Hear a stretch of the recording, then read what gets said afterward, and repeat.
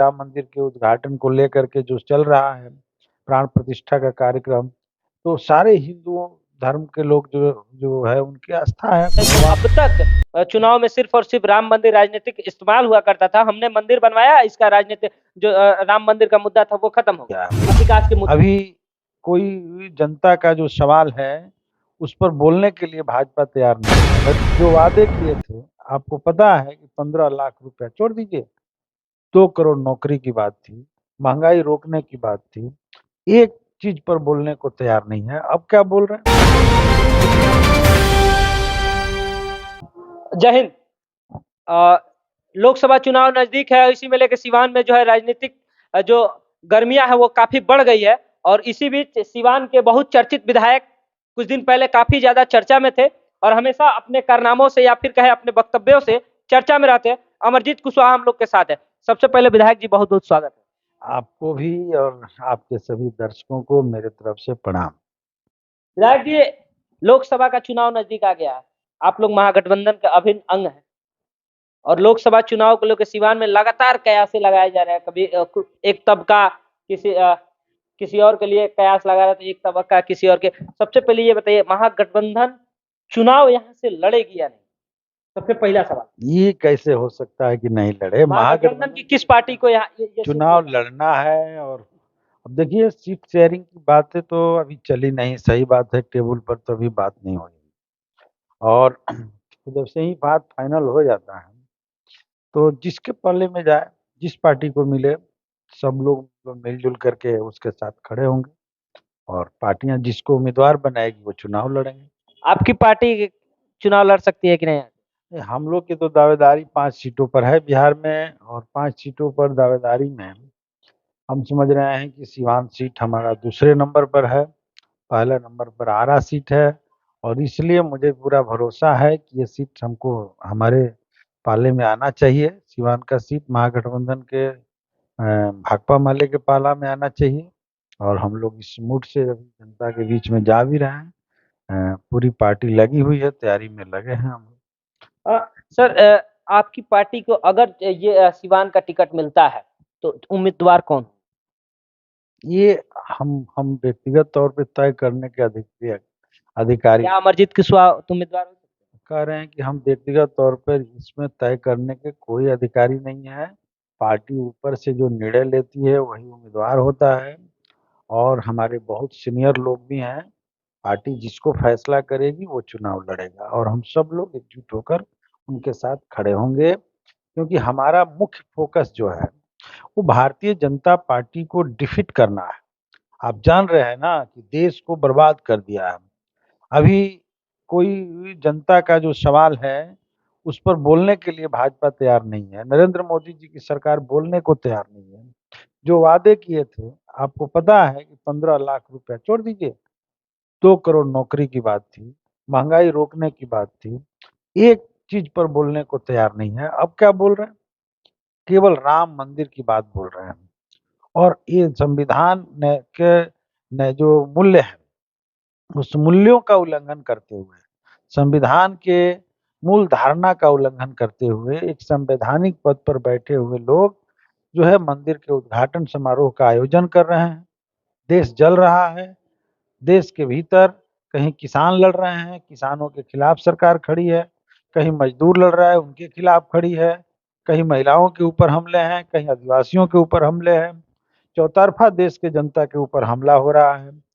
मणिपुर जलाया गया, मणिपुर में हिंसा हुई, मणिपुर के महिलाओं को नंगा करके घुमाया गया। इस पर सरकार चुप्पी साध ले रही है।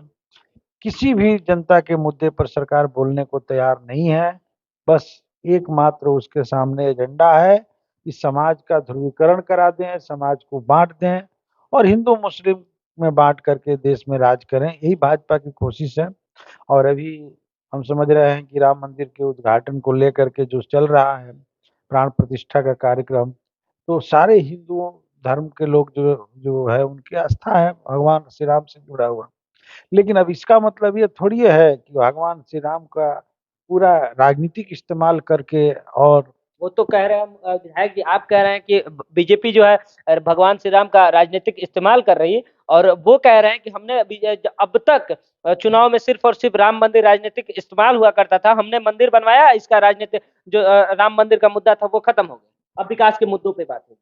तो विकास के मुद्दे पर बात करें तो अच्छी बात होगी, लेकिन ये हिम्मत ही नहीं है भाजपा को कि विकास के मुद्दे पर बात करे। वो राम मंदिर के मुद्दे पर अभी उद्घाटन का जो कार्यक्रम है, आप देख रहे हैं कितनी ट्रेनें जो है चलाई जा रही है,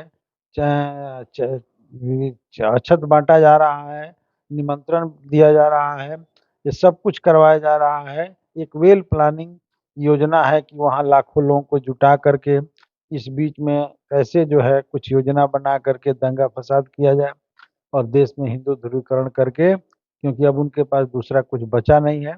मैं इसलिए कहना चाहता हूँ कि अभी समाज में जरूरत इस बात की है कि लोग जो है अक्षत न लें, बल्कि लोग रोजगार मांगे, लोग रोजी रोटी मांगे, भूख से मौतें हो रही इसका हिसाब मोदी से मांगे, हमारे जो है जवान मारे गए पुलवामा में उसका हिसाब मोदी दे, इसका हिसाब में सरकार से मांगने का। वो और ये तो देने भारत के यात्रा वक्त निकाले हैं, अपने ये विकास देने कार्य के का गुणगान कर रहे हैं।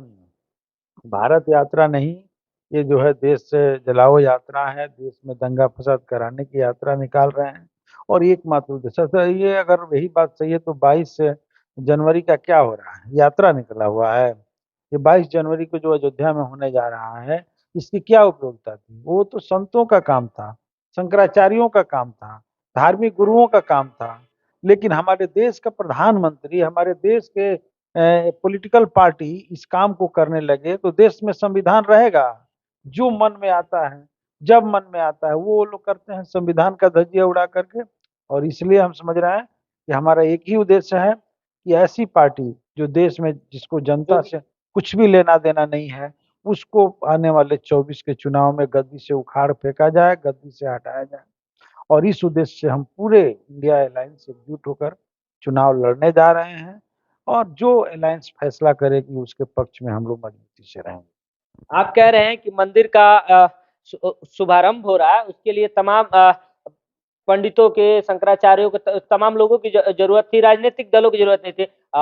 आदित्यनाथ योगी एक मठाधीश भी हैं, उस नाते से भी वो जा सकते हैं। अब संवैधानिक पद पर जो आदमी बैठ चुका है उसको संविधान के दायरे में काम करना चाहिए, लेकिन संविधान इन लोगों के लिए कोई मायने नहीं रखता। और इस संविधान का धज्जिया उड़ा करके सारे काम मन में जो आता है, नरेंद्र मोदी अकेले जो उनके मन में आता है वही कर रहे हैं। और ये चल रहा है, लेकिन ये लंबा समय तक नहीं चलेगा। देश की जनता इनकी सारी कमजोरियों को समझ रही है, इस चालाकियों को भी समझ रही है।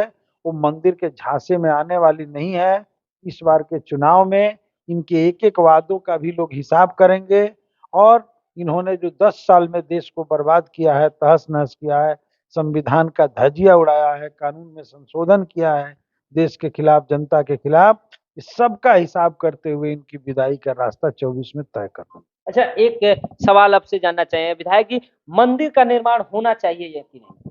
नहीं, मंदिर सुप्रीम कोर्ट के फैसले से बना है, मंदिर का निर्माण होना चाहिए। इसमें कौन कौन रोक रहा है कि मंदिर बनना चाहिए कि नहीं बनना चाहिए? ये तो धार्मिक लोगों का काम है, हम राजनीतिक लोगों का थोड़े काम है मंदिर बनाना। क्या हमारा राजनीतिक काम लोग मंदिर में नहीं जाते? मंदिर में पूजा करने हम जाएंगे, मंदिर बनाना हमारे राजनीतिक लोगों का काम नहीं है।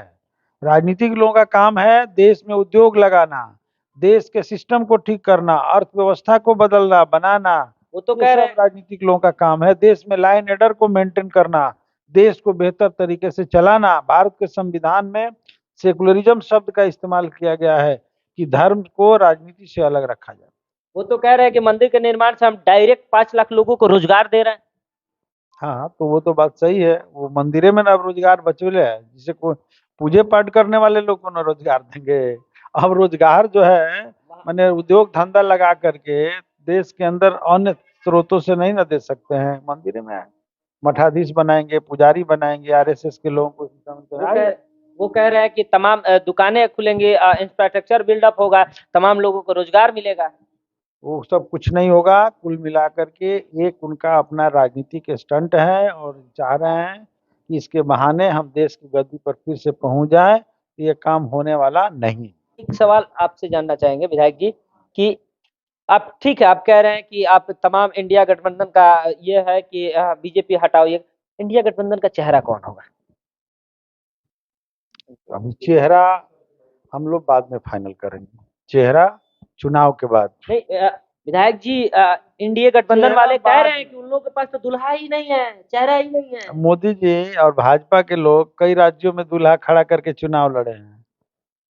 बोलिए, नियम यही है कि पार्लियामेंट का चुनाव हो, हर संसदीय क्षेत्र से लोग जीतता है और वो मिल करके अपना नेता चुनता है। इसलिए ये सब बकवास की बातें हैं। और ये भी आपको उनको भरोसा नहीं है दूल्हा कौन है, तो दूल्हा भी उनको मिल जाएगा, बाराती भी मिलेगा और जीत भी आप वो देखेंगे, घबराने की जरूरत वो नहीं है। लोग तो कह रहे हैं कि मोदी है तो गारंटी, हमारे पास मोदी है, उनके पास क्या है? वो लोग क्या कह रहे हैं उसकी बात छोड़िए, हम जो कह रहे हैं वो सुनिए। वो लोग अपना बात कहेंगे, वो तो चाहेंगे ही कि हम सत्ता में आए, इसलिए सब कुछ कहेंगे। हम चाहेंगे सत्ता से बाहर जाएं, फैसला जनता को करना है। लेकिन ये बात तय है कि जनता पूरे देश में उनके खिलाफ है, उन्होंने 10 साल में बर्बादी ही दिया है, इसलिए इस बार उनको जाना तय है। विधायक जी, तो अभी आप सुन रहे थे जीरादेई के जो विधायक है, भाकपा माले के नेता है अमरजीत कुशवाहा जी, और इनका कहना है कि हम लोगों की तमाम इंडिया गठबंधन की ये रणनीति है कि इनको किसी तरीके से बीजेपी हटाना है। बाकी तमाम चीजों पे आप लोग क्या सोचते हैं, अपनी प्रतिक्रिया जरूर दीजिएगा। वीडियो के अंत में सिर्फ और सिर्फ एक ही सब। जय हिंद।